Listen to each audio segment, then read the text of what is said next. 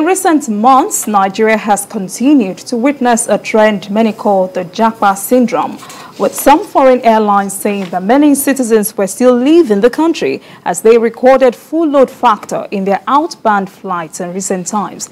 This is in spite of the outrageous fares that foreign airlines charge Nigerian passengers, coupled with economic hardship in the country.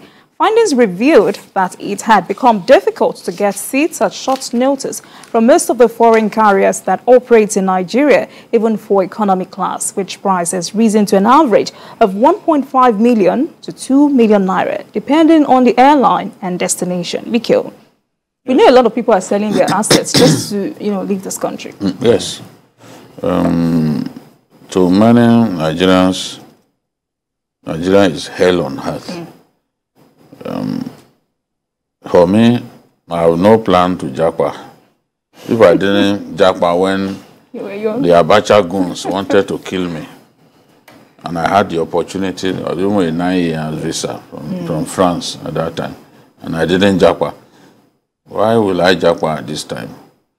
We got to stay here and mend the broken pieces of our country together. We can't all run away.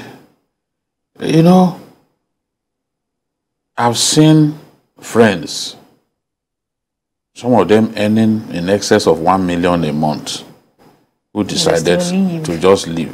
It's not even for pecuniary benefits alone. Some of them think that the insecurity, the country, the stress is just too much. They want to go elsewhere. Some people, I was told about some lecturers who got TED Fund grants to go and do research and never came back. TED Fund, though, TED Fund is a product of ASU strike. And thanks to TED Fund, even a lot of those mushroom state universities, they have structures on them. A lot of the structures are TED Fund structures. So TED Fund is proof that if you come up with a bright idea, a lot of people can benefit from it. But I'm saying that some lecturers got grants from TED Fund to do research, and they never came back home. I know a university not far away from where we are,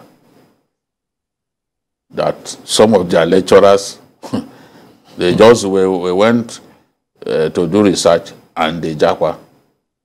This is a problem that we face.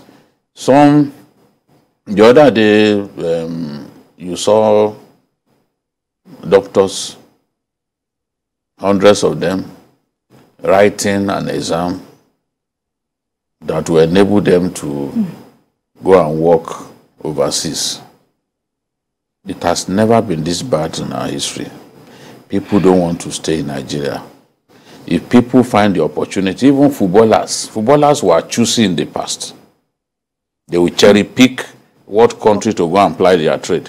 These days, if they see an offer from Vietnam, any country at all, they are off. You go to Vietnam, you go to some of these countries, you see Nigerians there. You see Nigerians playing football, These were places that they were not going to before. You could count on your fingertips the countries where Nigerian footballers were going to apply their trade. But things have changed. At the slightest opportunity, at the snap of your finger, the Nigerian wants to leave his country. So, in complete contradiction of the state of affairs concerning our economy, you see more and more people leaving the country. A friend of mine was telling me that he went to the airport and the departure lounge, that is international, the departure lounge was filled to the brim. Even the chillers appeared not to be at work, because the more people that you put in a room, the greater the challenge for the chiller. So people want to leave. Some parents will sell their belongings just so that their wards can go abroad. because they believe that once they get there, they are going to be able to send money home. And of course, I think even the value of our currency is a factor. Because people will tell themselves that, look, if I'm able to go to the UK and I'm working there, you know how much, if I sent even £200 home, £200 will feed my parents for that month. So people will look at the value of our currency and ask themselves that, look, if I'm abroad and earn money, by the time it's converted to our currency, it becomes huge money. I'll be able to do a lot of things. I've not built a house until I left Nigeria. If I send a little foreign currency, they'll be able to build a house for me. So a lot of thinking, a lot of factors are responsible for the rate at which our people are going abroad. And I can tell you, even in the aftermath of this SASU thing, you will hear that a lot of lecturers too have decided to leave our country for foreign lands. All right, Dari, agreeably this boils down to the state of the country and harsh economy. Yeah. Obviously, you cannot divorce the Japa syndrome from the state of our country. But some other people will tell you other countries are not immune from the current crisis. It's a global problem. But I think the hopelessness with which many Nigerians now look at our own situation is responsible for the increase in number of people who want to leave. Mm-hmm. And you're talking about the airport and all the likes. You are talking about those who are living through the normal and legitimate. A lot of people are living through SAP routes. Mm. They call it SAP routes. About 2 months ago, I had the sad news of a young man. He's an artisan, a bricklayer in my community in Ikorodu there. And he's doing well. He's a young man, about 32. He has his own house. In fact, 2 buildings to his name. He has one where he's living. He has one he rented out. Married with about 3 kids. He's getting work and he's not doing badly. But I was just told that he's dead. And I said, how? Was he sick? They said, no. That he sold their other house, added money, and gave it to somebody who promised to take them to Italy through the sea. Libya. They went through Libya. And about 6 of them left in our community there. A father sold his car, an Islander, and handed over the money. His son went with them. This bricklayer. This bricklayer actually built my house. He was a much younger person there. And they said they got to Libya and they were inside the boat en route wherever they were. And he became very sick. One thing led to the other. He died and his body was thrown overboard. So it's one of those who they made it to the other side. Nobody will bring his body home. They made it to the other side with the boat, but they were all arrested. And when they were arrested, they were deported to one African country from where they called home. That whether it's in Mauritania or whatever, I've forgotten. So it's from there they called their relatives here that this is what has happened to them. And they broke the news of his own death. So you see how that's to just paint the picture of how desperate Nigerians are. But what are the causes? Even a lot of those planning to go out are graduates who have roamed the streets for 5-10 years, no job. No job. There are those who got a job for just 2-3 years since graduating 10 years ago and lost the job during COVID or during this, during that. So, and you discover that a lot of them too have made effort at investing money in small-scale business and they lost their capital. So the truth be told, Nigeria today offers little or no hope to its citizens. And it has led to a situation where you're talking about Nigerians wanting to play anywhere. I have a Facebook friend who now plays football in Mongolia.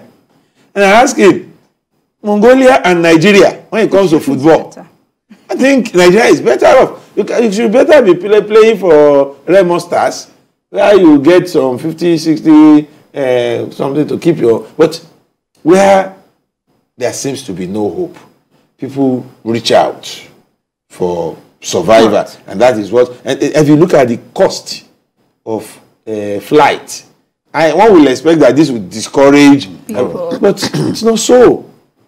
More and more foreign airlines are making money here. Are making money out of the desperation and the shame of it all is that we don't have a national carrier that could benefit from this. Have been making money from this. And then the certainty of all these people living, staying there is also is not 100%. Some of them go, they get deported, they go again. You know the one that even... I know somebody have tried it 3 times, going and coming back. The one that I find most perplexing is people coming to tell people stories that, look, I'm taking you to Libya, this and that. When you get there, you make so much money, you make $200 an hour and all that. And when they get there, they turn them to prostitutes. And slaves. Slaves, sex slaves. Yes. Let me not say prostitutes, sex slaves. And you cannot go back. Go back. Because those people are cultists. They will tell you that, look, you have to until you pay back their investment. And having to work and pay back that sort of money, you can imagine the number of people that will sleep with them in a day. One girl was even saying that up to 30 men a day. Up to 30, yes. So some of them, they are just stuck there. They don't know what to do to get out of that kind of modern day slavery. What is all because you can't blame them. You live with an uncle. The uncle and the wife are giving you attitude. I don't know how Nigerians coined that language. You know, we have our own peculiar brand of English language. You know, the Nigerian variation of the English language. You know, when the husband and the wife are giving you attitude because you are unemployed, you are living with them, they see you as a leech, they see you as a parasite. It gets to you. You get the message that they are already tired of you. They see you as a burden on their neck. So that's why for some people, being unemployed is something that they can't take. So they just once with it. Once an opportunity just comes, or somebody says, okay, let's go to this place. That's how they've led many people to slavery. Some die in the process because you want to get out of that unfortunate situation whereby you are seen as worthless, you are seen as the problem in that house because you are unemployed, you are dependent on them for your feeding. Even when you leave the place to go and play with your friends and you eat somewhere. It still won't stop them from seeing you as a leech. Somebody just hanging on to them like Egmont. You know? So this is the thing. And as long as this situation persists, if our economy does not improve, when our economy improves, people, even those who have left, a lot of them will come back. When we were growing up, Ghanaians were here. Ghanaians were here. We were mocking them. They were the came up with shoemakers, the cobblers, yes, the cleaners, the itinerary tailor. Obioma. We called them Obioma. There was no name we didn't give them. We called them Obioma. You know, even there was a quiz that they used to come up with that time that all Obiomas are tailors. But not all tailors are Obioma. The Obioma is the itinerary one, is walking all around the neighborhood looking for somebody to give him. Yoruba call a jikani shop. A jikani shop. You know our people with their mouths. So today, as I'm heading somewhere, how many Ghanaians do you see in our country? You know, their currency is stronger. Their economy is doing better. There was also a time, let me just get this word in, because many Nigerians don't know, that there was a time that Indians were here teaching in our country. Teachers, I don't know if you remember. Yes, yes. Indians. I had an Indian as a maths teacher. Very wicked man. You know? Today, how many of those Indians are in our country? Everybody appears to have left us behind. That is the point I'm making. They've gone back to their country. So if we have a succession of good leaders and our economy improves, the well-being of the Nigerian people improves. People will come back home. All right, gentlemen, and the Jackpot syndrome will reduce. Let's quickly take this caller from Taraba State. Hello, are you there? Yeah, hello? Hello, good afternoon. Go on. Oh, yeah. Please go on. Let's talk now. Yeah. All right. Taraba man, talk now. Yeah. You lost it. All right, you should call back anyways. Hello, Right. good afternoon. Yes, we want to hear from you. Do it quickly. Good afternoon, senior citizens. Good afternoon. Please, I just want to contribute on the issue of Yapa. People are going outside and the local government, Go on. local government we're having that's supposed to employ people, it's not employing more people again. The governor have destroyed local government. And now we find ourselves in this condition. A graduate can never go to university and graduate, come back to local government.